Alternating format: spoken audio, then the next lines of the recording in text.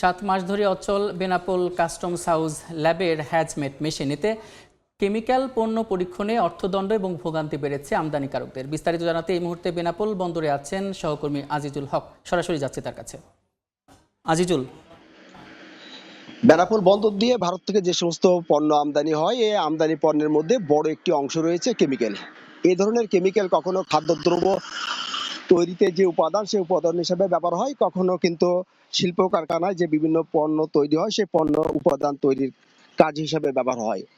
তবে এই ধরনের পণ্য বন্দর থেকে খালাসের আগে নিয়ম রয়েছে যে কেমিক্যাল জাতীয় পণ্য যখন বন্দর থেকে খালাস হবে, খালাস শেষের আগে এই সমস্ত কেমিক্যালের গুণগত মান ঠিক আছে কিনা সেটি পরীক্ষা করা। আর এই পরীক্ষার জন্য বেনাপোল কাস্টম হাউসে লেবে রয়েছে অত্যাধুনিক যন্ত্রপাতি।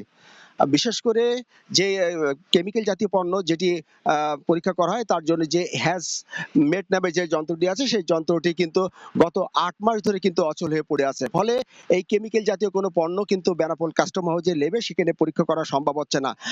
ফলে এই ধরনের পণ্য কিন্তু পরীক্ষার জন্য কখনো যশোর, খুলনা বা ঢাকায় যেতে হচ্ছে। এক্ষেত্রে ব্যবসায়ীদের অতিরিক্ত টাকা যেমন গুনতে হচ্ছে, তেমনি কিন্তু প্রায় 1 মাসের অধিক সময় লেগে যাওয়ায় দ্রুত যে পণ্য খালাস, সে পণ্য খালাসে যেমন বাধা সৃষ্টি হচ্ছে, তেমনি কিন্তু যারা আমদানিকারক আছে তাদের অর্থনৈতিকভাবে বড় একটি টাকা কিন্তু অপচয় হচ্ছে।